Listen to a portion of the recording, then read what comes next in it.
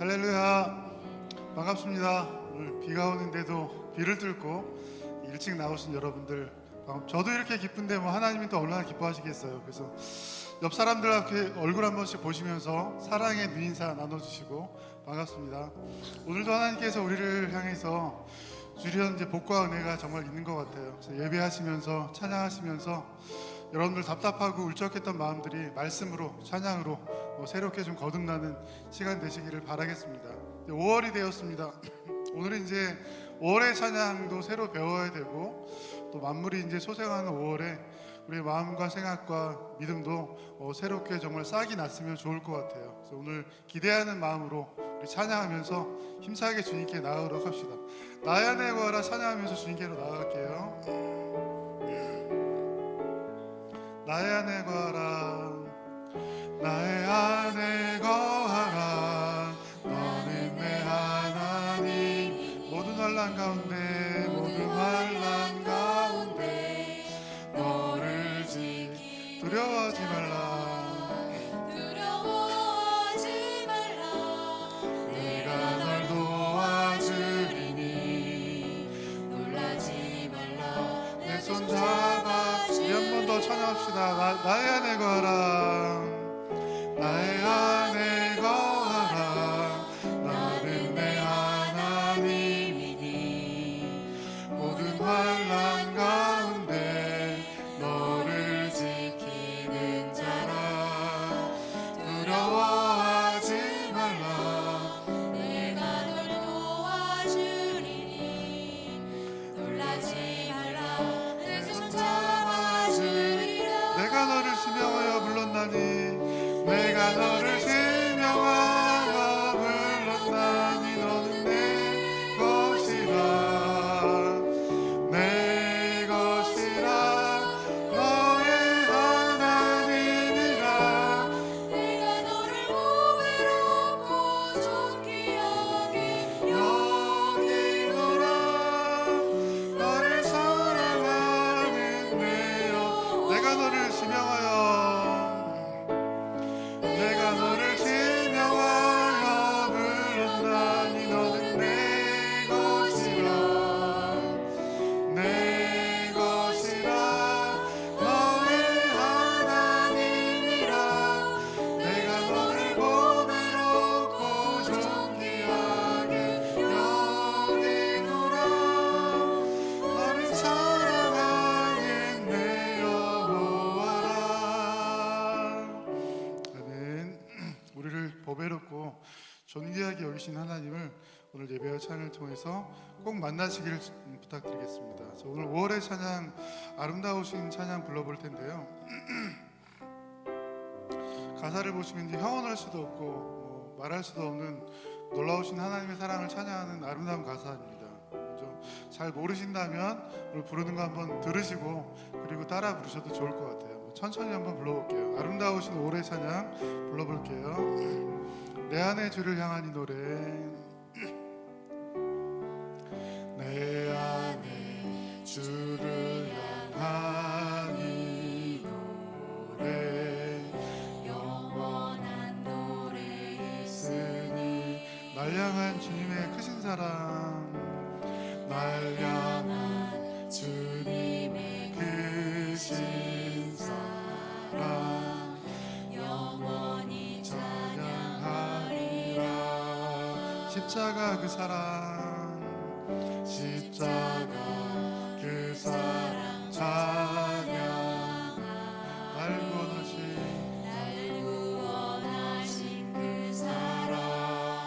내 삶을 드려, 내 삶을 드려 찬양하리라. 놀라우신 주의 사랑.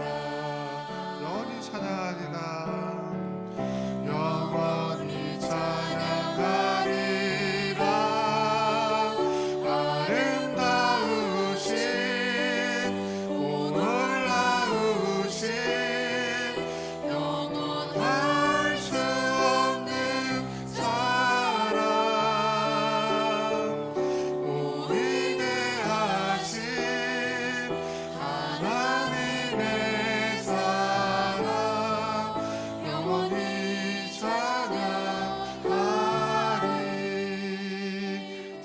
시작되는 찬양입니다. 가사 참 예쁘죠? 음도 참 아름답고요. 자, 우리 다시 한번 우리 찬양 처음부터 불러보시면서 예배로 나갈게요. 내 안에 주를 향한 이 노래,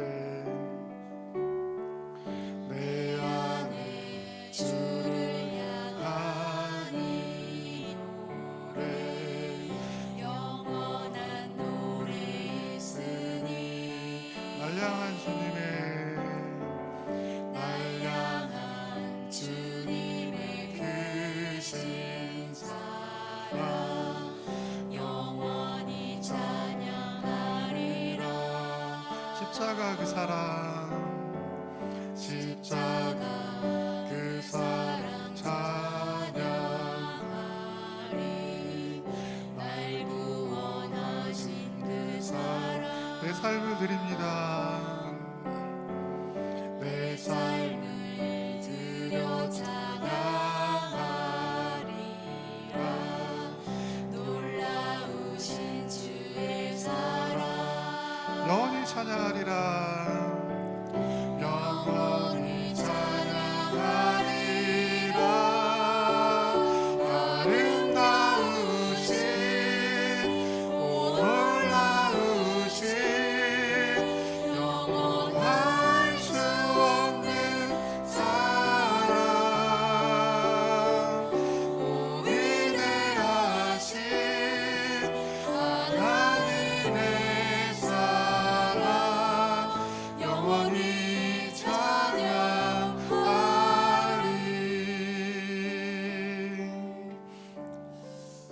할렐루야. 찬양한 가사처럼 위대하시고 놀라우신 주님의 사랑, 형언할 수 없는 그 사랑을 오늘도 예배 가운데 찬양하고 높이고 또 예배하기를 바랍니다. 뿐만 아니라 여러분의 마음, 우리의 마음 속에도 그 하나님의 그 크신 사랑과 형언할 수 없는 큰 사랑이 우리의 마음과 심령 가운데 가득 차기를 바랍니다. 다 함께 일어나셔서 찬양하심으로 주일 2부 예배를 하나님 앞에 드리겠습니다.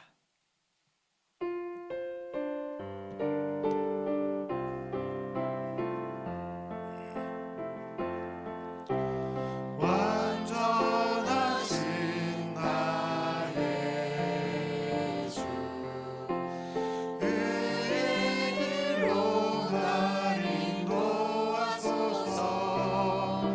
행하신 모든 일 주님의 영광 다 경배합니다. 예배합니다. 찬양합니다. 주님만 날 다스리소서. 예배합니다. 찬양합니다. 주님 홀로 높임 받으소서. 저는 우리 하나님이시요 우리는 그의 백성이며 그의 손의 양이라. 너희가 오늘날 그 음성 듣기를 원하노라. 아멘. 하나님, 주님의 음성을 듣고자 주님 앞에 오늘 또 나왔습니다. 주의 백성으로, 주의 기르시는 양으로 우리를 받아주시고 우리에게 주의 음성을 들려주시옵소서. 예배의 시종을 주님께 의탁하며 예수님의 이름으로 기도하옵나이다. 아멘.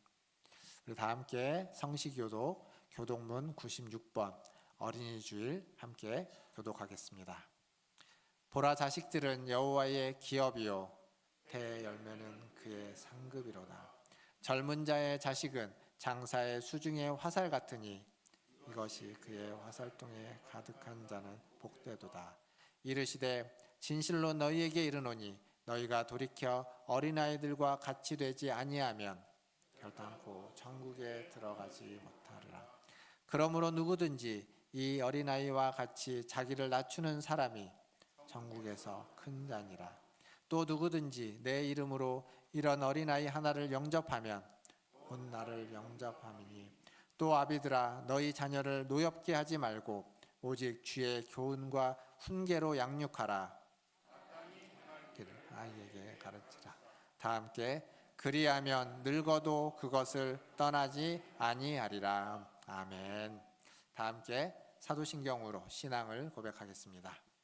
전능하사 천지를 만드신 하나님 아버지를 내가 믿사오며 그 외아들 우리 주 예수 그리스도를 믿사오니 이는 성령으로 잉태하사 동정녀 마리아에게 나시고 본디오 빌라도에게 고난을 받으사 십자가에 못 박혀 죽으시고 장사한 지 사흘 만에 죽은 자 가운데서 다시 살아나시며 하늘에 오르사 전능하신 하나님 우편에 앉아 계시다가 저리로서 산자와 죽은 자를 심판하러 오시리라. 성령을 믿사오며 거룩한 공예와 성도가 서로 교통하는 것과 죄를 사하여 주시는 것과 몸이 다시 사는 것과 영원히 사는 것을 믿사옵나이다. 아멘. 다 함께 앉으셔서 찬양하신 후에 우리 김정한 장로님 나오셔서 기도해 주시겠습니다.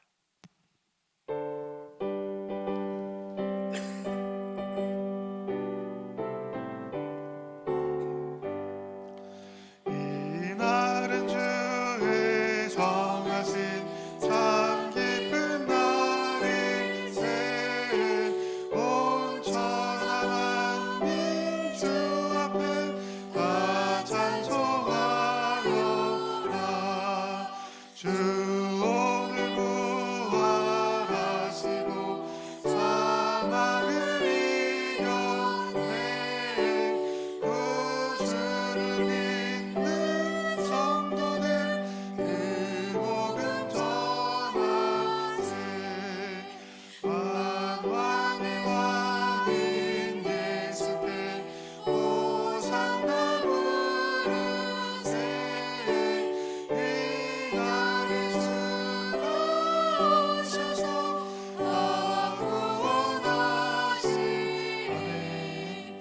큰 권능 가진 주 예수 살 길을 주려고 온 세상 만민 가운데 주 함께 하시네. 이 날에 모인 성도들 호산나 부르세. 저 하늘 천군 천사도 다 화답하여라. 아멘.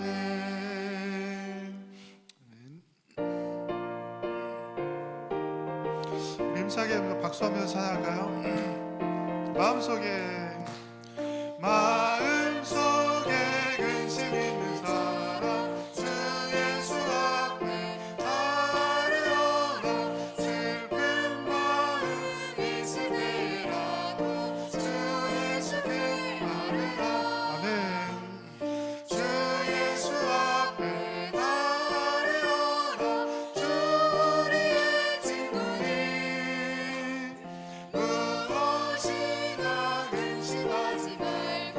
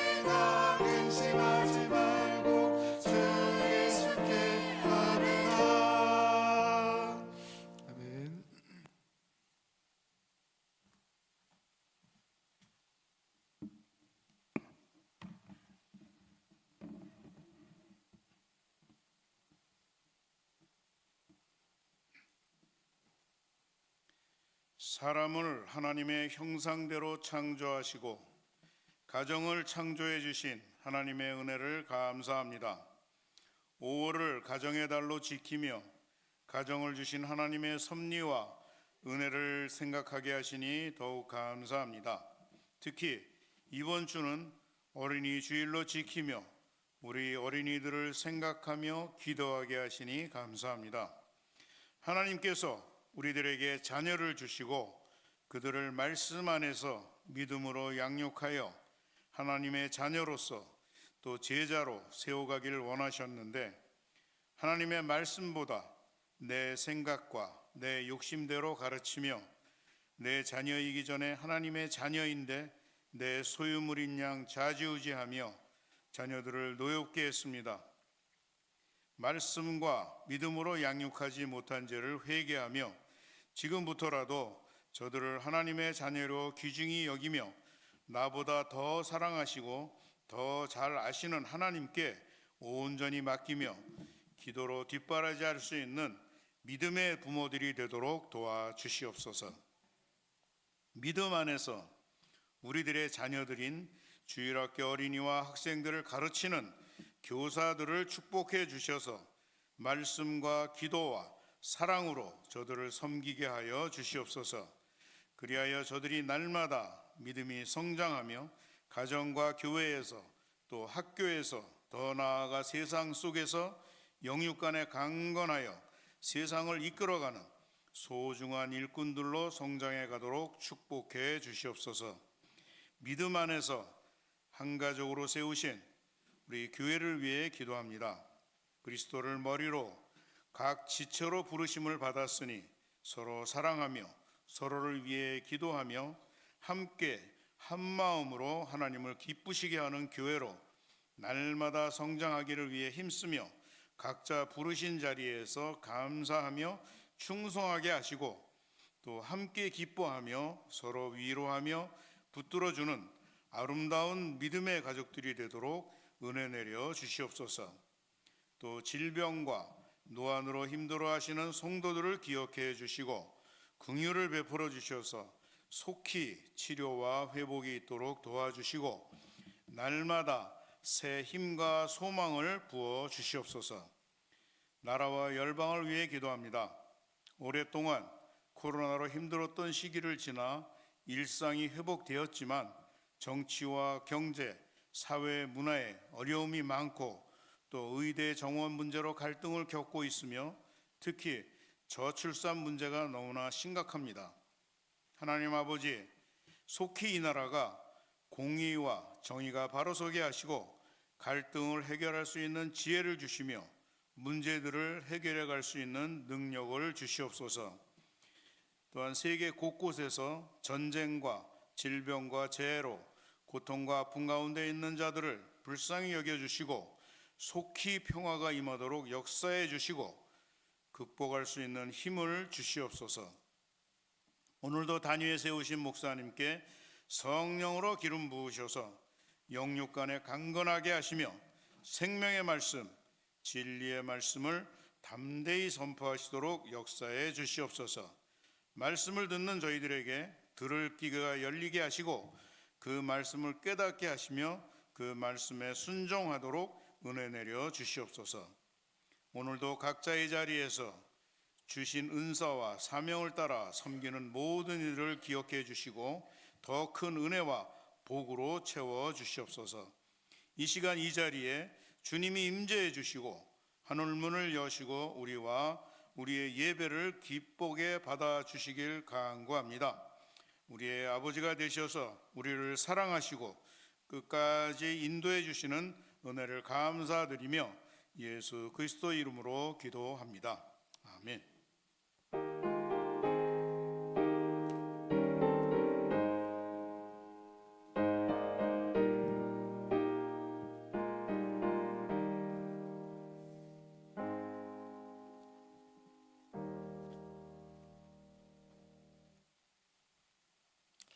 교회 소식 전해드리겠습니다. 오늘 어린이주일이죠. 우리 어린이주일이어서 밑에서 우리 어린이 부서에서 오늘 쿠킹데이라고 해서 이것저것 많이 하는 것 같습니다. 예쁘게 잘 꾸며놓고 올라오면서 봤는데 예쁘게 잘 꾸며놓고 아이들과 준비하고 있었습니다.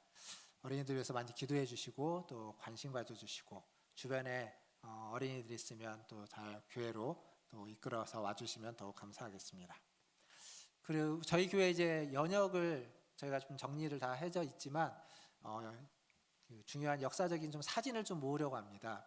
몇 년 전에 그 40주년 저희가 기념 사진전을 한번 한 적이 있는데 그때 아마 교회에 제출해 주셨던 사진을 다시 다 돌려드린 걸로 알고 있습니다. 그래서 집에 가지고 계신 교회 관련된 사진, 교회 행사나 이런 것들이 있으면 교회를 한 번만 더 가져다 주시면 저희가 좀 스캔을 떠놓고 다시 돌려드리겠습니다. 그래서 나중에 교회 이제 연역을 정리하고 또 어떤 책자를 만들거나 무엇을 만들 때 좀 활용할 수 있도록 집에 가지고 계신 교회 사진들 가져다가 교육자들에게 주시면 저희가 스캔하고 돌려드리겠습니다.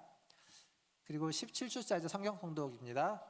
이번 주간은 열왕기하 12장에서 역대상 6장까지 말씀 통독하도록 하겠습니다. 5월 달에 여러 가지 행사들이 많이 있는데요. 일단 노회에서 여전도회에서 돌아오는 토요일 날 야유회를 갑니다. 일산 호수공원으로 가는데 10시인데 교회에서 이제 9시에 출발하도록 하겠습니다. 가시는 분들은 교회에 9시까지 와주시면 감사하겠습니다. 그리고 어버이 주일 이제 보통 둘째, 셋째 주 정도 저희가 효도 관광을 갔는데 이번에 있는 철원에 있는 고석정을 가려고 합니다. 철원은 화요일 날 또 휴무고 5월 15일쯤 꽃을 심는다고 그래서요. 조금 뒤로 한 주 좀 늦췄습니다. 그래서 5월 27일 날 효도 관광을 떠날 예정입니다. 정확한 시간이나 이런 것들은 따로 광고를 해드리겠고요. 참여하실 수 있는 분들은 우리 신전사님에게 꼭 말씀해 주시면 인원 파악해서 준비하는 데 큰 도움이 될 것 같습니다. 꼭 참여하실 수 있는 분들은 함께 말씀해 주시면 감사하겠습니다. 그리고 그 다음 주에 이제 6월 1일 날 바자회 저희가 작년에 이제 바자회를 했는데 이번에는 저희만 하지 않고 굿일 스토어에서 같이 와서 물건을 좀 이렇게 많이 파신다고 합니다. 물건도 팔고 또 이제 반찬이나 이런 먹거리는 또 저희가 준비를 하고 그래서 토요일 날 교회 이렇게 앞에서부터 1층까지 이어서 할 예정입니다. 성도님들 좀 관심 가져주시고 또 기도해 주시고 나중에 또 자세한 안내들을 계속 저희가 할 텐데 그때마다 좀 많이 협력해 주시고 협조해 주시면 감사하겠습니다. 예, 교우동정입니다. 지난주 중에 우리 정남순 권사님께서 낙상하셔가지고 고관절이 다치셨다고 합니다. 그래서 지금 병원에 입원해 계시는데요. 고관절 다치시면 회복하는 게 참 어렵고 많이 아프시죠. 그래서 좀 기도를 많이 해주시면 감사하겠습니다. 우리 정남순 권사님 속히 회복될 수 있도록 기도해 주시길 바라겠고요. 또 오늘 중식은 우리 황수구 집사님, 허정자 권사님 가정에서 대접해 주시고 또 오늘 떡이 있습니다. 아까 일부 예배 때 막 너무 뜨거워서 손으로 잡지 못할 정도로 방금 해갖고 온 떡이 뒤에 준비되어 있는데 우리 곽혜덕 권사님께서 준비해 주셨습니다. 감사하고 나가실 때 꼭 하나씩 받아가시기를 바라겠습니다. 그리고 주보에 없는데 아직 좀 이르지만 5월 마지막 주 토요일 날 우리 최선희 집사 아들이 결혼을 합니다. 저기에 청첩장이 몇 개 있었는데 청첩장이 지금 없네요. 나중에 청첩장 좀 갖다 놓으면 제가 한 번 더 광고하겠고 주보에 그 전주에 광고를 할 겁니다. 기억하셨다가 또 많은 축하의 말씀 전해주시기를 바라겠습니다. 예, 이상입니다. 하나님 말씀 보겠습니다. 오늘 우리에게 주신 하나님 말씀 요한계시록 16장 1절에서 11절까지 말씀입니다. 계시록 16장 1절에서 11절까지 한 절씩 교독하도록 하겠습니다. 제가 먼저 1절 읽겠습니다. 또 내가 들으니 성전에서 큰 음성이 나서 7 천사에게 말하되 너희는 가서 하나님의 진노의 7 대접을 땅에 쏟으라 하더라. 첫째 천사가 가서 그 대접을 땅에 쏟음에 짐승의 표를 받은 사람들과 그 우상에게 경배하는 자들에게 악하고 독한 종기가 나더라. 둘째 천사가 그 대접을 바다에 쏟음에 바다가 곧 죽은 자의 피같이 되니 바다 가운데 모든 생물이 죽더라. 셋째 천사가 그 대접을 강과 물 근원에 쏟음에 피가 되더라. 내가 들으니 물을 차지한 천사가 이르되 전에도 계셨고 지금도 계신 거룩하신 이여 이렇게 심판하시니 의로우시도다. 선지자들의 피를 흘렸으므로 그들에게 피를 마시게 하신 것이 합당하니이다 하더라. 또 내가 들으니 제단이 말하기를 그러하다 주 하나님 곧 전능하신 이시여 심판하시는 것이 참되시고 의로우시도다 하더라. 넷째 천사가 그 대접을 해 쏟음에 해가 권세를 받아 불로 사람들을 태우니 사람들이 크게 태움에 태워진지라. 이 재앙들을 행하는 권세를 가지신 하나님의 이름을 비방하며 또 회개하지 아니하고 주께 영광을 돌리지 아니하더라. 또 다섯째 천사가 그 대접을 짐승의 왕자에 쏟으니 그 나라가 곧 어두워지며 사람들이 아파서 자기 혀를 깨물고, 같이 읽겠습니다. 아픈 것과 종기로 말미암아 하늘의 하나님을 비방하고 그들의 행위를 회개하지 아니하더라. 아멘. 예, 우리 옆에 분들 보시면 인사하겠습니다. 사랑합니다. 축복합니다. 사랑합니다. 축복합니다. 여기 교회 앞에 꽃집 있죠. 꽃집 아가씨, 꽃집. 지난번에 수요일날 수예배하면 오셨는데 아까 일부 예배 때 또 자매가 나란히 오셨습니다.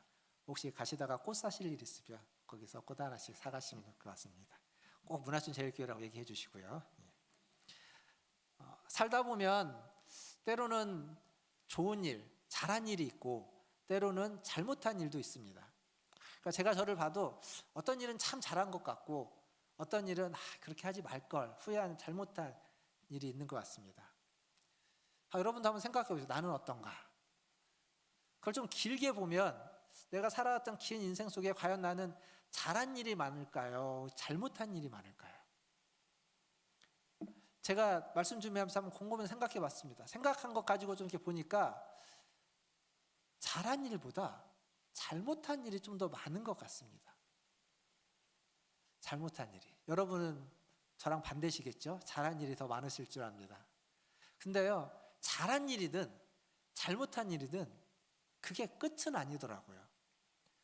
그때는 그게 끝인 것처럼 너무 좋았고 혹은 너무 슬펐지고 안 좋았겠지만 그게 끝은 아니고 그 잘한 것도 잘못한 것도 시간이 지나면서 보니까 얼마든지 되돌릴 수 있고 얼마든지 바꿀 수 있었습니다. 그러니까 내가 지금 잘했다고 해서 그게 영원히 잘한 것이 아니고 내가 지금 잘못했다고 해서 그게 영원히 잘못된 일이 아니다라는 거죠. 얼마든지 변할 수 있었습니다. 근데 오늘 우리가 설교 제목으로 제가 뭐라고 적어놨냐면 설교 제목에 불가역적 심판이라고 적었습니다. 불가역적이라는 말이 무슨 의미인지 아십니까? 이 말이요, 우리가 쓰지 않는, 잘 안 쓰는 얘기입니다. 근데 방송에 가끔 한 번씩 꼭 그럴 때만 나오는 단어입니다. 뭐에만 나오냐면 한일 관계에서 위안부 얘기를 할 때 그때만 불가역적 협상이라는 단어가 그때만 나옵니다.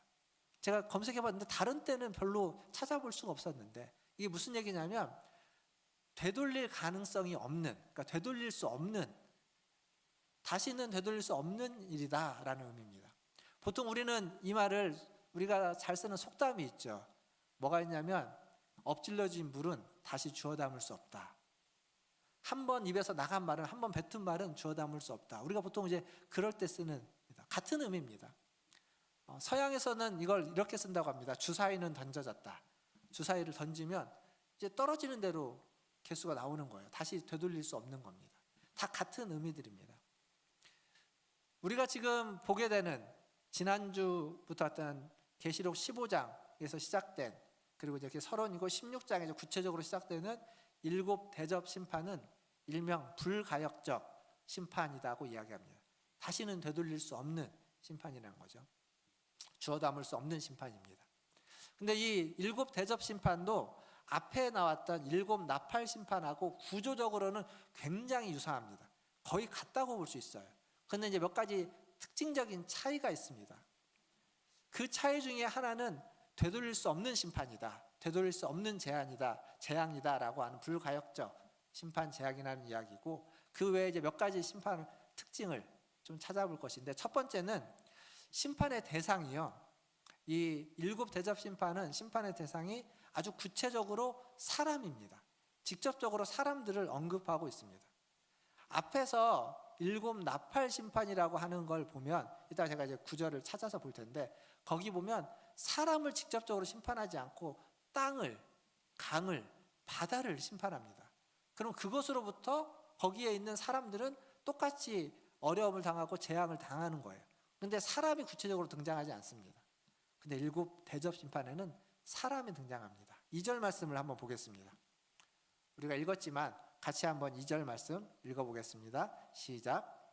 첫째 천사가 가서 그 대접을 땅에 쏟으매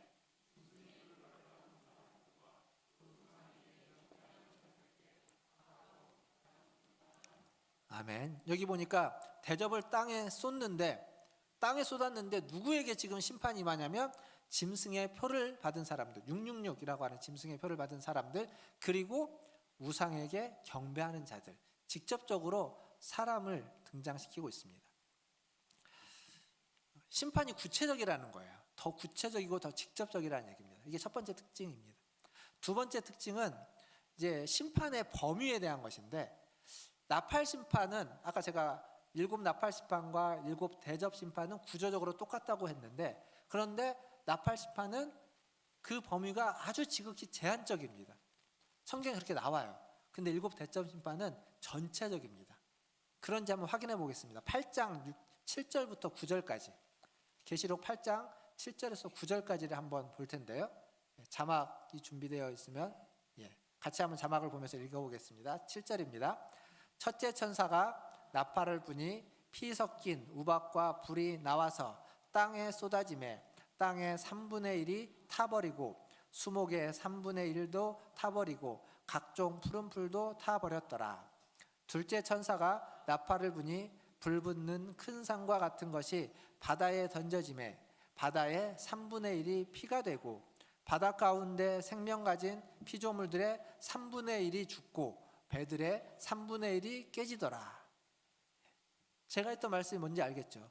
3분의 1에게만 지금 재앙이 심판이 임하고 있습니다. 이게 여기까지만 끝난 것이 아니라 제가 9절까지 읽었는데 10절, 11절, 12절 다 3분의 1, 3분의 1, 3분의 1이 나옵니다. 9장에 가도 또 3분의 1, 3분의 1이 나옵니다.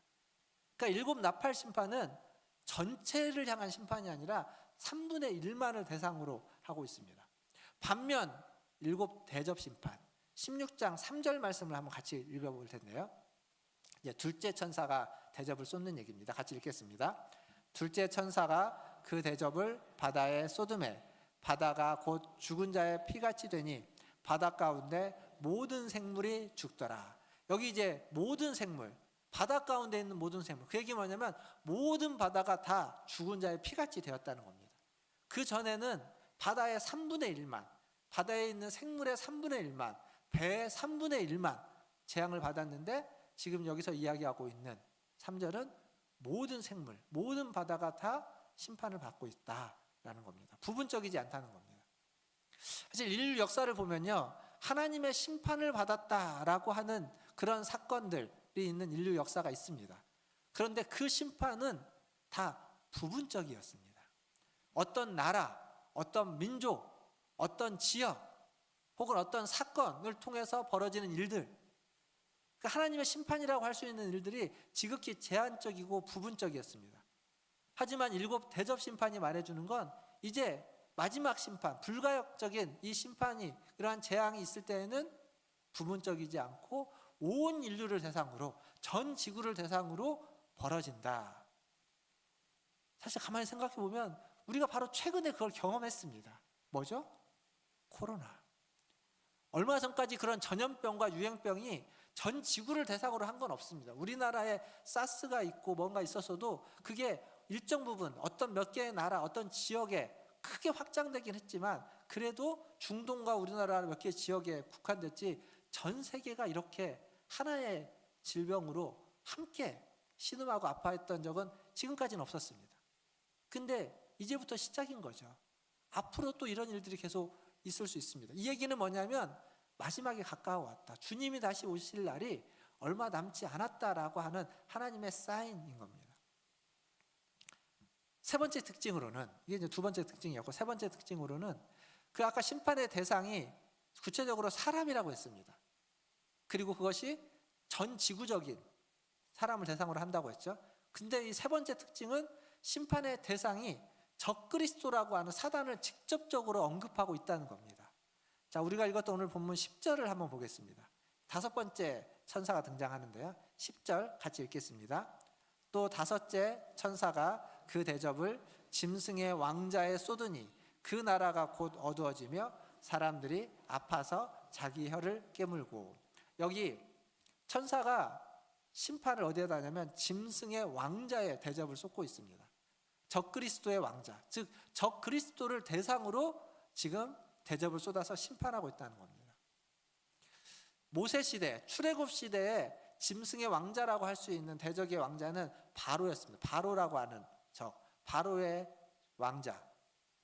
그 출애굽기에 나오는 10가지 재앙은 많은 부분 바로와의 적대 관계, 바로를 향한 재앙이기도 합니다. 그런 의미입니다. 이게 이제 세 번째 특징인데, 이 특징에서 또 이어지는 네 번째 특징이 뭐냐면 이 재앙이라고 하는, 심판이라고 하는 것이 출애굽의 10가지 재앙을 모티브로 삼았다라는 거예요. 제가 아까 그랬죠. 나팔 심판과 나팔 재앙과 지금 이 대접 재앙은 똑같다고. 여러분 이제 두 개를, 제가 이제 그런 표는 안 갖고 왔는데, 그게 두 개를 놓고 보면 첫 번째 나팔, 첫 번째 대접, 두 번째 나팔, 두 번째 대접은 3분의 1이라는 부분적인 것 외에는 거의 같습니다. 거의 같아요. 그리고 그 내용들은 다 출애굽기에 나오는 10가지 재앙이라고 하는 10가지 안에 다 포함되어져 있습니다. 그러니까 둘 다 출애굽에 있는 10가지 재앙을 모티브로 삼고 있고, 그리고 그것이 부분적이냐 전체적이냐의 차이를 가지고 있는데, 여기서 우리가 알 수 있는 건 뭐냐면 하나님이 왜 애굽 땅에 10가지 재앙을 하나님이 했습니까? 10가지 재앙을 하나님 미치게 한 이유는 이스라엘 백성을 거기에서 건져내기 위해서입니다. 구원하기 위해서, 출애굽시키기 위해서 그 땅에 10가지 재앙을 쏟으셨습니다. 하나님이 이 땅에 부분적으로든 전 지구적으로든 재앙과 심판을 쏟는 이유는 뭡니까? 그 하나님이 지금 똑같은 하나님입니다. 그러면 그 얘기는 뭐냐면 하나님의 백성을 건져내기 위해서, 하나님의 백성을 구원하기 위해서 그곳에, 이 땅에 재앙을, 심판을 쏟아내고 있다는 겁니다. 즉 출애굽시킨 하나님과 지금 이 종말의 시대에 재앙과 심판을 쏟고 있는 하나님은 같은 하나님이라는 겁니다. 동일한 하나님. 그러니까 우리는 성경을 보면서 출애굽기에 있는 하나님을 통해서 지금 우리와 함께 하시는 하나님, 지금 우리를 인도하시고 우리를 이끄시는 하나님을 만나고 경험하고 알 수 있다라는 거죠. 근데 사랑하는 성도 여러분, 이 7 대접 심판은요, 7 나팔 심판하고 제가 똑같다고 말씀드렸는데 자세히 보면 좀 약간 뭔가 차이가 하나 있습니다. 돌이킬 수 없다는 것도 그 차이점이죠. 그리고 적그리스도를 추종하는 자들을 직접적으로 향했다는 것도 차이점, 특징이라고 하면서 앞에 제가 다 말씀드렸습니다. 예외가 없이 온 인류들, 전 지구에 있는 모든 자들을 대상으로 한다는 것도 특징이라고 말씀드렸습니다. 근데 이 특징들을 다 이렇게 모아놓고 보니까 이 7 대접 심판은 뭔가 훨씬 더 비장하고, 훨씬 더 단호하고, 훨씬 더 확고합니다. 그러니까 뭔가 이렇게 틈이 없어요. 꽉 짜여져서 여기에서 예외가 없는, 벗어날 수 없는, 그냥 모두를 대상으로 해서 모두를 다 재앙 가운데, 심판 가운데 떨쳐버리는 그런 좀 더 무서운 심판이라는 것을, 재앙이라는 것을 우리는 알 수 있습니다. 분위기가 좀 달라요. 그럼에도 불구하고 동일한 하나님이 출애굽기의 10가지 재앙을 모티브로 삼고 있다는 건, 그럼에도 불구하고 어린 양의 보혈, 양의 피를 문설주와 임방에 바르고 그 안에 들어가 있는 자들은 유대인이든 애굽인이든 나그네든 할 것 없이 다 그 죽음으로부터 건전을 받았죠. 죽음이 그 앞에까지 왔으나 그들을 해하지 못하고 거기를 건너갔습니다.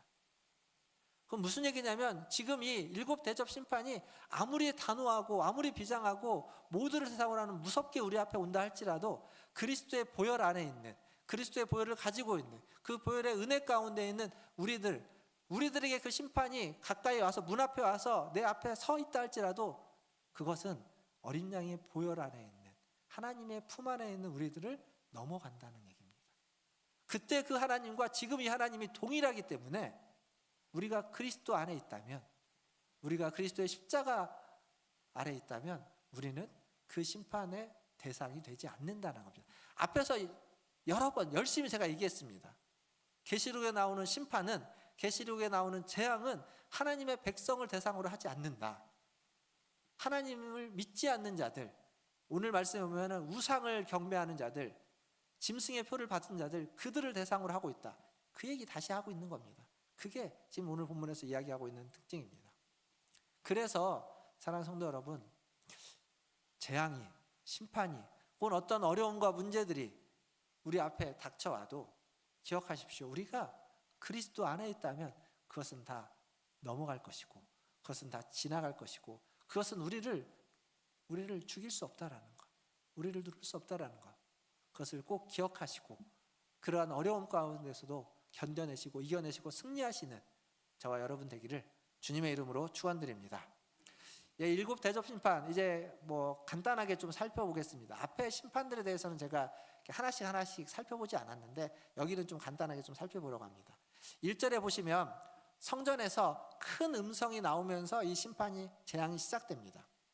근데 16장 1절 말고 그 앞에 절 15장 8절, 15장 맨 마지막 절에 지난주에 거기 뭐가 나오냐면 하나님의 성전에 하나님의 영광이 가득해서, 하나님의 영광이 가득해서 그 연기가 자욱해서 아무도 그곳에 들어갈 수 없었다. 그렇게 하면서 15장이 끝났습니다. 16장 1절에 딱 들어오니까 그 성전에서 큰 음성이 나왔다. 그 성전에 지금 하나님의 영광이 가득했다라는 말은 거기 하나님이 지금 계신다는 얘기예요. 거기에서 큰 음성이 나왔다는 얘기는 이 소리는, 이 음성은 하나님의 음성이다라는 얘기죠. 근데 그 음성이 뭐라고 이야기하냐면 진노의 7 대접을 땅에 쏟으라. 그리고 첫 번째 대접을 쏟는 겁니다. 이제 말씀을 준비하면서 보니까 다른 이제 주석도 잠깐 찾아보고 다른 책도 보고 또 인터넷 검색도 하면서 보다 보니까 이 7 대접을 쏟는 것들을 이런 식의 비유를 하더라고요. 우리나라로 이야기하면 이런 겁니다. 그 제사를 차려놓으면 제사에 꼭 뭐가 있냐면 술잔이 있죠. 제사상에서는 그냥 술잔을 돌린 다음에 술잔을 놓고 그다음에 어떻게 하죠? 그 술잔을 옆에 있는 그릇에다가 쏟아놓고 다시 거기다가 잔을 채우죠. 이게 만약에 이제 산소에 가면 산소에서는 그 술잔을 산소에다가 이렇게 뿌리지 않습니까? 술잔을 뿌리고 다시 잔을 채웁니다.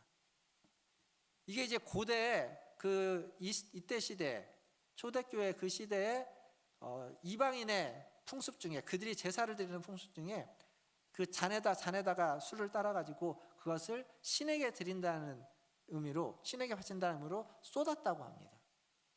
그걸 가지고 이 이야기 대접을 쏟는 것을 설명하는 분들이 있었습니다. 근데 제가 지난주에 이 얘기를 했습니다. 기억하실지 모르겠지만 지난주 얘기인데 그래도 기억하시겠죠. 이 대접은 그게 아니다. 이건 향로에다가 불을 담아다가 향을 피워가지고 그 향이 다 탄 다음에, 즉 성도들의 기도가 다 올라간 다음에 그 남은 재를 향로에서 대접에다가 쏟아가지고 그 대접을 가지고 성전 밖으로 나와서 밖에다가 쏟는, 그것을 모티브로 하고 그 이미지를 가지고 지금 계시록에서 요한이 말하고 있는 것이다.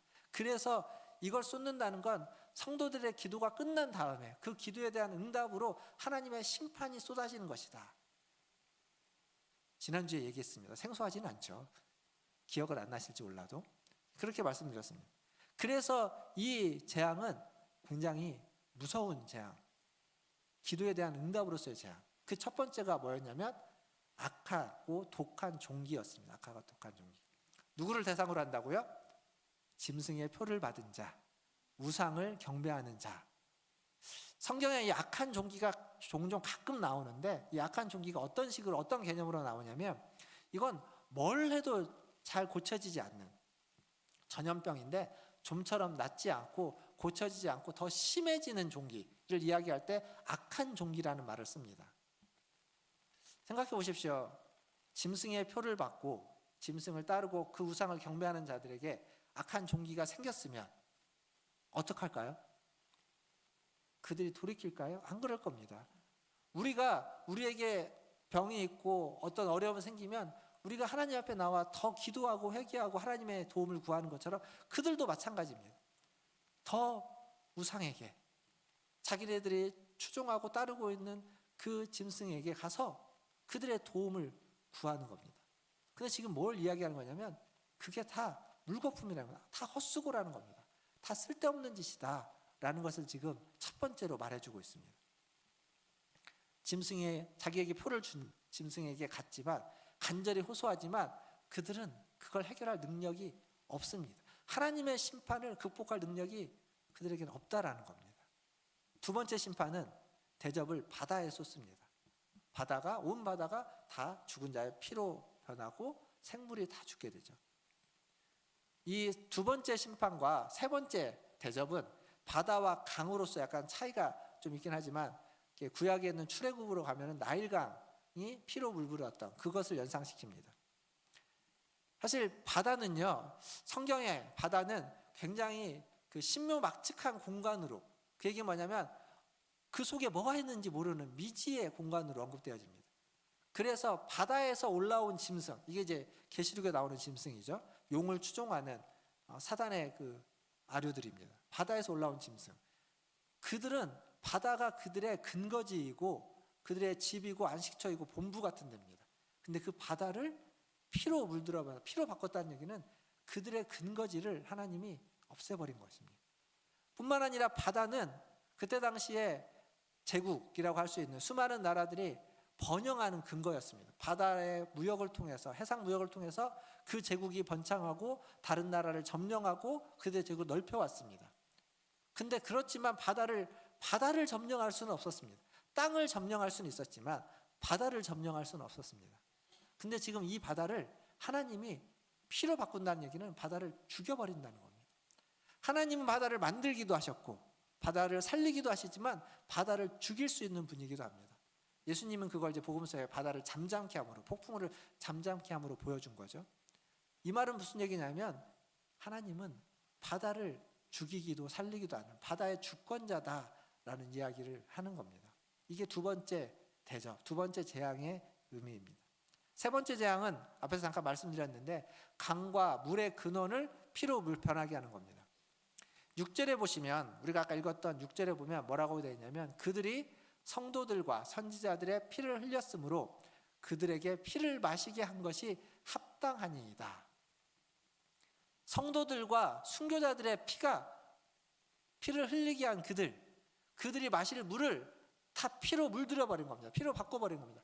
피를 마실 수밖에 없게끔. 그게 그들에게 재앙이고 심판인 겁니다. 즉 이건 그 죽은 자들, 불의에 의해서 희생당했던 하나님의 성도들과 순교자들의 그 탄식을, 그것에 대한 하나님의 응답입니다. 신원해주는 응답으로서의 재앙이고 심판이다. 이게 세 번째 대접 심판입니다. 그리고 네 번째 대접은 어디에 쏟아지죠? 네 번째 대접은 해에 쏟아집니다. 해. 그래서 해가 대접으로 말미암아서 더 큰 권세를 가지고 불로 사람을 태워버린다. 이렇게 이야기됩니다. 근데 여러분 앞에서 보면 대부분의 심판의 때는 어둠이 임합니다. 밝음이 임하지 않아요. 출애굽 때도 그랬고 이 일곱 인이나 일곱 나팔의 심판도 어둠이 임합니다. 근데 이 일곱 대접 심판만큼은 해가 더 강력해지는 거예요. 해가 더 강력해져서 사람을 불로 태워버립니다. 무시무시한 거죠. 그런데 여기에 덧붙여서 무슨 얘기가 나옵니까? 자, 9절에 보시면 뭐라고 나오냐면 사람이 크게 태움으로 태워졌습니다. 그런데 이 재앙을 행하는 권세가 가진 그 권세가 누가 있냐면 하나님께 있는데 그 권세를 가진 하나님을 뭐 한다고요? 비방하고 또 회개하지 아니한다. 그러니까 지금 하나님의 심판을 당하고 있는데 하나님의 재앙이 임했는데 그걸 경험하면서도 그 권세가 하나님께 있다는 걸 알면서도 그 하나님을 비방만 하는 겁니다. 회개하지 않습니다. 이게 네 번째 심판입니다. 앞에서 그런 말씀 드렸죠. 불가역적 심판. 그리고 앞의 심판과 다르게 이 마지막 일곱 대접 심판은 이제 끝나는 심판이다. 더 이상 회개할 기회가 주어지지 않는다. 근데 회개할 기회가 주어지지 않는다는 건 앞에 심판들은 6번째까지 하고 7번째가 떼기 전에 약간의 인터벌을 줘서 좀 포즈라고 하는 쉼을 주면서 기회를 주는 거였는데 7 대접 심판에는 그게 없다라고 말씀드렸습니다. 하지만 중간중간에 여전히 하나님이 회개할 기회를 주고 있습니다. 여기서 보면 그들이 회개하지 않았다, 돌이키지 않았다, 하나님을 비방했다. 이 얘기는 뭐냐면 그들이 돌이키고 회개하기를 하나님은 원했지만 그들이 하고 있지 않다라는 걸 명시하고 있습니다. 근데 이게 한 번으로 끝나는 게 아니라 지금 제가 4번째 심판 얘기했죠. 5번째 심판에도 똑같이 반복되고 있습니다. 5번째 심판 한번 10절과 11절 한번 읽어보겠습니다. 같이 10절과 11절 읽겠습니다. 시작. 또 5째 천사가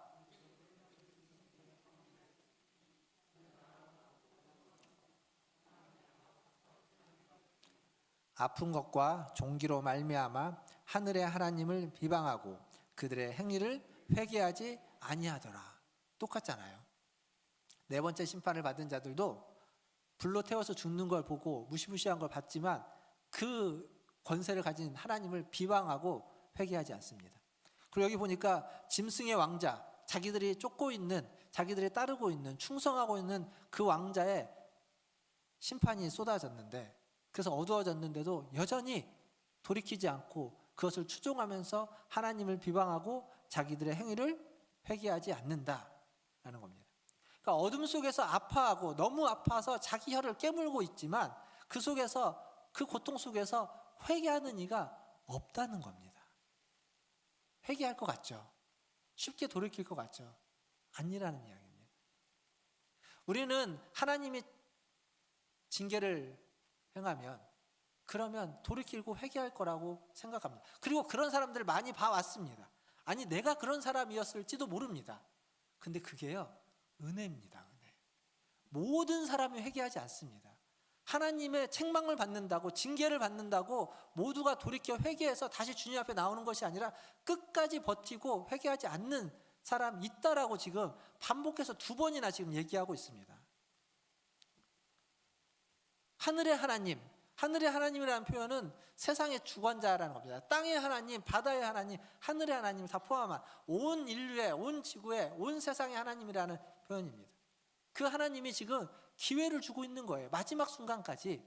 4번째, 5번째 심판에도 여전히 아직 6번째, 7번째가 오지 않았으니까, 7번째 끝이 아직 안 왔으니까 그래도 기회를 주고 있는데, 짐승에게 충성하는 사람은, 짐승을 따르고 그 우상에게 충성하는 자는 어떤 기회가 주어져도 하나님께 충성하지 않는다는 겁니다. 지금 우리가 하나님께 충성하고 있다는 건 그건 은혜입니다. 은혜. 그냥 거저된 겁니다. 내가 노력한 것이 아니라. 그러면 끝까지 회개하지 않는 자들, 끝까지 돌이키지 않는 자들, 이들은 어떻게 해야 될까요? 9절과 11절에 나오는 하나님을 비방하고 끝까지 회개하지 않는 자들, 어떻게 해야 될까요? 그들은 왜 회개하지 않는 걸까요? 왜 그런 것들을 보고 분명히 그 권세가 하나님께 있다는 걸 알면서도 권세를 가진 하나님께 회개하기는커녕 왜 하나님을 비방하고 회개하지 않는 걸까요? 뭐 때문에? 근데 가만히 생각해 보면요, 우리도 비슷할 때가 있습니다. 우리가 왜 그럴 때 돌이키지 않는가를 가만히 생각해 보면 사실은 정말 황당하기 그지없는 이유 때문입니다. 그게 뭐냐면 자존심 때문입니다. 자존심. 여러분, 부부싸움 하실 때, 부부싸움 할 때, 싸움이 되는 이유가 뭐죠? 예, 자존심입니다. 자존심. 누구 한 사람 자존심을 꺾고 그냥 숙이면 싸움이 안 됩니다. 근데 그게 큰 싸움이 되는 건 문제가 커서가 아니라, 생각해 보면 진짜 큰 싸움은 진짜 작은 문제 때문에 시작합니다. 근데 문제는 아랑곳하지 않고 자존심 때문에 커지는 겁니다. 부부만이 아니라 밖에서 다른 사람과 싸울 때에도 누군가 한 사람이 굽히면 싸움이 안 됩니다. 물론 일방적으로 당할 수는 있고 맞을 수도 있고 어려움을 당할 수도 있지만 싸움이 되지는 않습니다. 싸움은 자존심 때문입니다. 자존심을 굽히지 않으니까 그러니까 다툼이 되고 싸움이 되는 겁니다. 고난을 당했는데, 고통을 당했는데, 그 권세를 가지신 분이 하나님인 걸 아는데, 내가 지금까지 짐승에게 충성이 왔는데 지금 와서 돌이킨다는 게 자존심이 허락되지 않는 겁니다. 여기까지 왔는데 그냥 끝까지 가겠다는 거죠. 어리석기 그지없는 자존심입니다. 기왕에 믿지 않았는데 지금 와서 뭘 하나님을 믿냐고. 지금 와서라도 하나님을 믿어야 되는데, 마지막 죽기 직전에라도 하나님을 믿어야 되는데, 세상이 멸망하기 직전에라도 돌이켜야 되는데, 뭐 내가 지금 평생 살았고 이제 곧 죽을 건데 지금 와서 뭐 그런 걸 믿냐라고 하는 그 얘기는 자존심입니다. 내가 살아왔던 내 시간이 자존심으로 똘똘 뭉쳐져 있는 겁니다. 어리석은 겁니다. 사랑하는 성도 여러분, 마지막 시대, 마지막 순간, 마지막 재앙, 마지막 심판을 받는 이유는 죄 때문이 아닙니다. 우리가 죄를 졌기에 그 마지막 시대에 하나님으로부터 돌이킬 수 없는 재앙과 심판을 받는 게 아닙니다. 죄를 돌이키지 않았기 때문입니다. 죄가 있어도 돌이킨다면, 죄가 있어도 회개한다면 마지막 심판을 우리는 받지 않습니다. 그런데 마지막 심판을 받을 수밖에 없는 건 그 마지막 순간, 그 수많은 기회들을 다 허비하고, 그래도 마지막 남았던 그 기회마저, 하나님이 기다리고 기다렸던 그 기회마저 놓쳐버렸을 때, 그 기회마저 붙잡지 않았을 때, 그때 재앙과 심판을 받게 되는 겁니다. 결국 우리의 자아를 내려놓지 못하고 우리의 자존심을 꺾지 않았을 때, 그래서 돌이키지 않고 회개하지 않으니까 심판, 재앙을 받게 되는 겁니다. 사랑하는 성도 여러분, 마지막 시대, 종말의 시대에 우리의 자아를, 우리의 자존심을 너무 강하게 내세우지 마십시오. 시대가 가면 갈수록 이게 더 강해집니다. 종말이 가까울수록 사람들의 자존심과 사람들의 자아는 더 강해질 것입니다.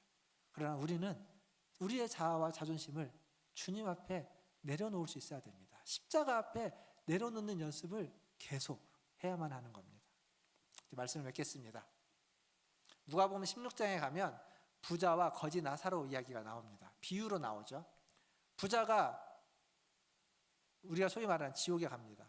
그리고 거지 나사로는 아브라함의 품, 천국에 갑니다. 그때 부자가 그 아브라함에게 부탁을 하죠. 자기의 형제들을, 저 나사로를 좀 보내서 자기 형제들에게 이야기해달라고, 여기 오지 않도록. 죽었다가 살아난 자가 이야기를 하면 그들이 들을 거다고. 이 부자는 굉장히 훌륭한 사람입니다.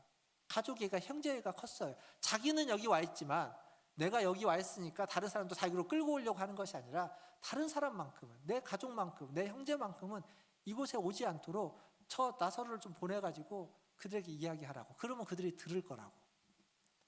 아브라함이 뭐라고 이야기하는지 아시죠? 누가복음 16장 31절에 아브라함이 그렇게 얘기합니다.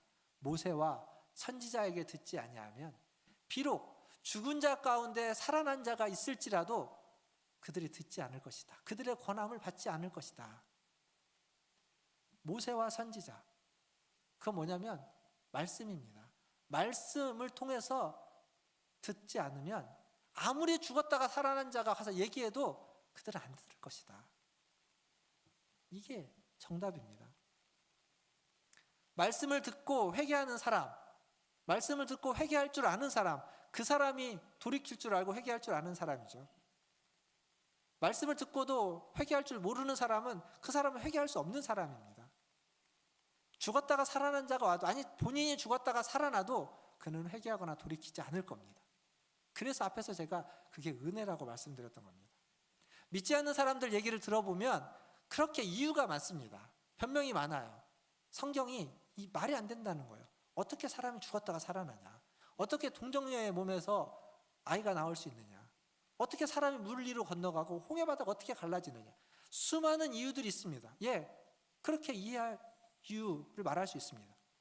또 다른 이유를 댑니다. 교회 다니는 사람들이 다 안 착하더라. 이상한 사람들 정말 많고 유선자가 너무 많더라. 교회 안에서는 착한지 모르는데 내가 사업을 하다 보니까 사람들 등쳐먹고 나쁘게 하고 막 어렵고 힘들게 하는 사람들은 다 교회 다니는 사람들이더라. 그럴지도 모릅니다. 근데요, 그것과 본인은 다른 얘기입니다. 나는 어떤 사람인가? 성경의 말씀이 이해 안 될 수 있습니다. 그리고 다른 사람을 보니까 유선자가 많아 보입니다.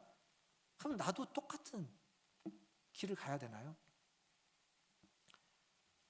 결국 믿지 않는다고 하는 건, 신앙을 갖지 않는다는 건 회개하기 싫어서입니다. 자기 자신을 꺾고 싶지 않아서.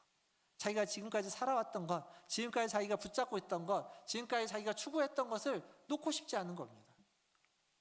나는 내 마음대로 살고 싶은 거죠. 사사기에 보면 사사시대 이스라엘 백성들의 행태를 그렇게 표현합니다. 한 손에는 여호와를, 한 손에는 바알과 아스타롯을.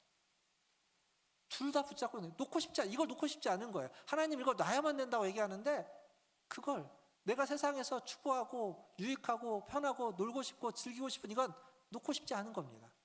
하나님도 안 놓고 그것도 안 놓고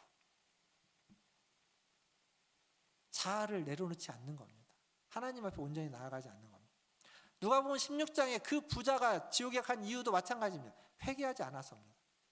그가 살아왔던 삶의 방향을 돌이키지 않았기 때문에, 죄를 버리고 날마다 하나님께 가까이 하지 않았기 때문에. 거지는 가진 게 없지만 그는 가진 게 없기 때문에 하나님의 절실히 필요했던 것일 겁니다. 오늘 이렇게 어린이 주일이죠. 어린이 주일인데 뭐 어린이와 관련된 얘기는 한마디도 안 했습니다. 밑에서 애들이 신나게 얘기하고 할 거니까요. 근데 마지막에 한마디만 좀 하면, 어린아이들, 청소년들, 청년들, 저도 이제 그 청년들 보면 부럽더라고요. 옛날에 어른들이 왜 젊음을 부러워하는지 이제 조금 알 것 같습니다. 근데 그 부러움에 여러 가지 이유들이 있겠지만 가만히 생각해 보니까 젊은 게 부러운 거죠. 그건 뭐냐면 시간이 많고 가능성이 있고 변화될 수 있고 할 수 있는 게 너무 많기 때문입니다. 지금 여러분들이 시간이 별로 없고 할 수 있는 게 별로 없고 하고자 해도 못하는 게 너무 많다는 거죠. 다른 말로 바꾸면, 오늘 이야기 맥락에서 얘기해 보면 그들에게는 기회가 더 많습니다. 돌이킬 수 있는 기회, 회개할 수 있는 기회, 하나님 앞에 나아갈 수 있는 기회가 더 많이 주어져 있기 때문에 그 시간들이 우리가 부러워하는 겁니다. 그러나 하나님 보시기에는 우리도 똑같습니다. 우리가 보기에 청년들이, 청소년들이, 어린이들이 더 많은 기회를 가지고 있고 더 가능성이 많아 보이지만, 하나님이 보기에는 저나 여러분이나 우리도 마찬가지입니다. 아직 7번째 대접이 다 쏟아지지 않았어요. 아직까지는 기회가 있다는 겁니다. 시간이 있어요. 돌이킬 수 있는. 그런데 돌이키지 않으면, 우리가 끝까지 버티면 하나님만 잡아야 되는데 하나님도 잡고 다른 것도 살포시 잡고 있으면 안 된다고 계속 이야기하고 있는 겁니다. 그러면 돌이킬 수 없는 심판 가운데, 재앙 가운데 끝날 수도 있다라고 이야기하는 겁니다. 사랑하는 성도 여러분, 하나님이 가장 안타까워하는 건 그겁니다. 회개하지 않는 이들, 기회를 줬는데 끝까지 버티고 끝까지 돌이키지 않는 이들. 하나님이 원하는 건 돌이키는 것, 회개하는 것, 주어진 기회를 붙잡는 것인 줄 믿습니다. 오늘 이 예배 가운데 오신 우리 문화순자 이렇게 모든 성도들 다 그 기회를 붙잡는, 끝까지 버티지 마시고 돌이키고 회개해서 하나님 앞에서 하나님 주신 기회를 붙잡아서 다시 하나님의 백성으로 하나님과 가까이 거하는 저와 여러분 다 되시기를 주님의 이름으로 축원드립니다. 기도하겠습니다. 오늘 설교를 길게 했지만 사실은 너무 간단한 이야기입니다. 하나님은 우리에게 기회를 주십니다. 하나님은 우리에게 돌이킬 수 있는 기회를 주고 계십니다. 시간으로 주고 있고 사건으로 주고 있고, 그리고 예배를 통해서 믿음 생활을 하면서, 혹은 여러분의 삶 속에서 여러분을 흔들면서, 여러분을 때리면서, 아니면 여러분들에게 복을 주시면서 계속 그 하나님을 떠나지 않고, 떠났다면 다시 돌이키고 오고, 하나님이 아닌 다른 것을 의지하지 않고 하나님만 의지할 수 있도록 지금 기회를 주고 있습니다. 우리의 자아가 하나님 앞에 내려놓아지고 우리의 자존심이 꺾여져야 되는데, 그게 꺾이지 않으면 그 기회를 우리는 붙잡지 않는 겁니다. 어리석은 거죠. 오늘 시간 기도할 때 하나님 앞에 허물이 있습니까? 죄악이 있습니까? 하나님 앞에 우리가 말하지 못했던 어떤 것들이 있습니까? 이야기하십시오. 회개하십시오. 하나님 다 아십니다. 돌이키십시오. 하나님의 은혜가 여러분에게 있을 겁니다. 그리고 그런 것들이 생각나는 것이 없습니까? 그런 삶을 살지 않으셨습니까? 잘하셨습니다. 그러나 우리가 주님 안에서 다른 것들을 붙잡지 않고 오로지 주님만 붙잡고 주님 앞에 항상 하나님과 함께하는, 항상 하나님 앞에 우리 자신을 내려놓는 자가 해달라고, 어떤 순간에도 돌이키고 회개하는 자가 되게 해달라고 우리 같이 한 목소리로 기도하며 나아가겠습니다. 기도하겠습니다. 하나님 아버지 감사합니다. 오늘 하나님 앞에 나와 예배하며, 오늘 하나님 앞에 나와 기도하며, 오늘 하나님의 은혜를 구하며, 하나님 우리의 연약함을 아시는 하나님, 하나님 우리의 허물을 아시는 하나님, 하나님 우리가 실수하고 넘어지고 쓰는 하나님, 우리를 부족함을 아시는 하나님, 그러나 우리가 넘어지고 쓰러질 때, 하나님 우리가 허물이 많을 때, 아버지 하나님 우리가 혼자했을 때 그런 우리를 내치지 아니하시고 여전히 붙잡고, 하나님 여전히 다시 일으켜 세우시고 다시 씻어주시고, 하나님 다시 함께 하여 주시고, 하나님 다시 주님 앞에 나올 수 있도록 인도하시는 그 주님, 그 주님의 부르심을 따라 돌이키며 회개하며 나아가게 하여 주시옵소서. 어리석지 않게 하여 주시옵소서. 내가 지금까지 어떻게 살아왔는데 지금 와서 그것들을 포기하고 돌이키겠냐고 하는 하나님 그러한 고집과 아버지 그런 자아가 하나님 다 내려놓아지게 하여 주시고, 하나님 마지막 순간까지 아버지 하나님 그 순간까지도 하나님 앞에 돌이킬 수 있는 자가 되게 하여 주시옵소서. 하나님의 은혜를 절실히 구하고 하나님의 사랑을 간절히 구하면서 아버지 하나님, 하나님 우리를 보실 때 하나님 회개하지 않아서 안타까운 눈빛으로 우리를 보는 것이 아니라, 하나님 우리가 회개하고 돌이켜서 자비와 긍휼의 눈으로, 그 사랑의 눈으로 하나님 우리 모든 성도들을 바라보기를 간절히 소원합니다. 하나님 우리를 아버지 하나님 배워 주옵소서. 하나님 우리를 켜 주시옵소서. 주님, 하나님 오늘 우리가 주님 앞에 나와 예배하며 주님을 바라봅니다. 하나님 이 자리에서는 하나님 우리가 다 주의 백성이고 하나님 주님을 믿고 따르는 자인 것처럼 아버지 하나님 우리가 있지만, 그러나 우리의 삶의 자리에서 하나님 우리가 실수하고 또 넘어지고, 하나님 때로는 아버지 하나님 연약하고 허물이 생기며 범죄할 때도 있습니다. 주님 우리를 불쌍히 여겨 주시옵소서. 그러할 때 아버지 하나님 그것을 모른 척하고 넘어가고 하나님 그냥 간과하고 묻어두는 것이 아니라, 하나님 앞에 나와 아버지 하나님 회개하고 돌이켜서 하나님의 자비와 긍휼을 구하며 용서함을 받으며 아버지 하나님 깨끗함을 덧입을 수 있는 은혜, 하나님 그러한 믿음을 가지고 살아가는 우리 성도들이 되게 하여 주시옵소서. 그래서 하나님 앞에 나올 때 주의 그 보혈을 의지하며 하나님의 자비와 긍휼을, 그 사랑을 받은 자로서 겸손히 주님 앞에 나아가게 하시고, 우리의 자존심을 다 내려놓고 꺾고 오로지 주님의 은혜와 주님의 사랑과 주님의 도움만을 아버지 하나님 구하며 나아가는, 살아가는 우리 모든 성도들 되게 하여 주시옵소서. 아버지 하나님 오늘 또 주님 앞에 나와 주님을 예배합니다. 우리와 함께 하시고 우리를 받아주시고 우리를 새롭게 하여 주시는 하나님께 모든 걸 맡겨드리며 감사하며 우리 구주 예수님의 이름으로 기도하옵나이다. 아멘.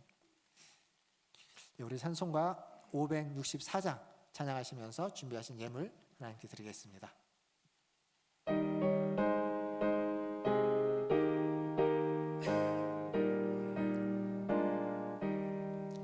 예수께서 오실 때 그 귀중한 고백 하나라도 남김없이 다 찾으시리.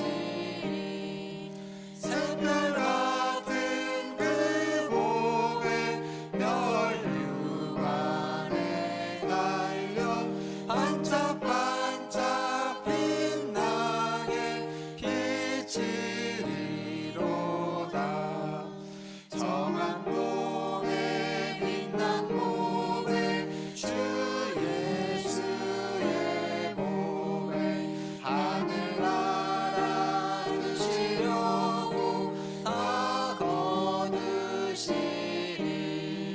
샛별 같은 그 몸에 멸류관에 달려 반짝반짝 빛나게 비치리로다. 주를 사랑하는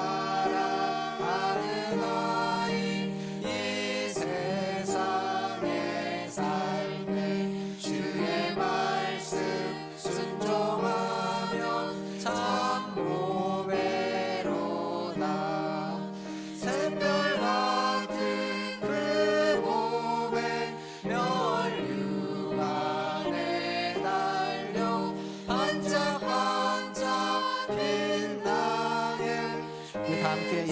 이어서 3절 찬양합니다.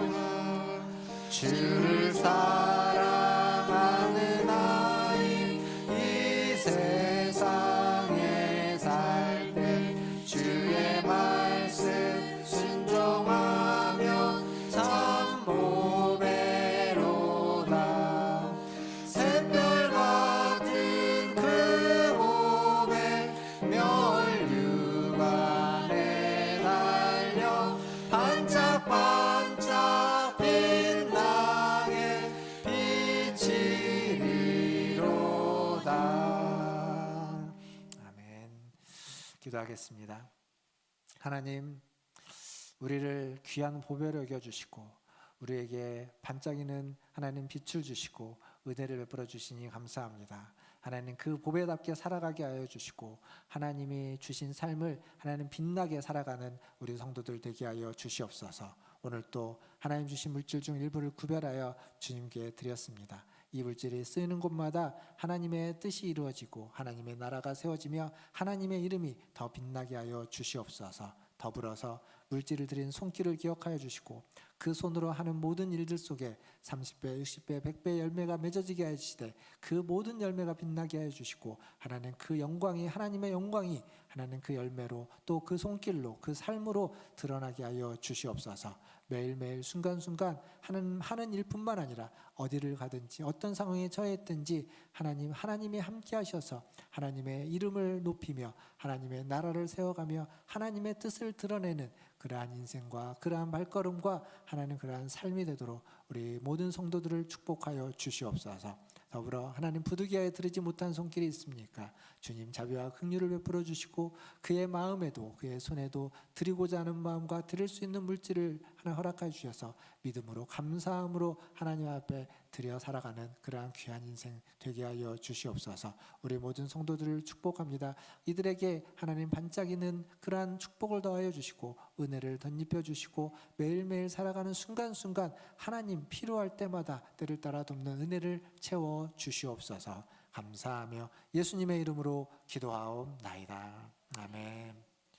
지금은 우리 주 예수 그리스도의 은혜와 하나님 우리 아버지의 크신 사랑하심과 성령 하나님의 위로교통 충만케 하심이 반짝이는 보배로서 주님을 바라보고 주의 뜻을 구하고 주님의 나라를 구하는 우리 문화전제일교회 모든 성도들 위에와 그들의 자녀손들과 가정과 직장과 일터 위에 또 주의 복음을 들고 주의 복음을 전하며 살아가는 선교사님들과 사역자들 위해 전쟁의 포화 속에서 또 지진과 또 홍수와 수많은 재난과 환난 속에 있는 모든 주의 백성들 위해 이제로부터 영원토록 함께 있을지어다. 아멘.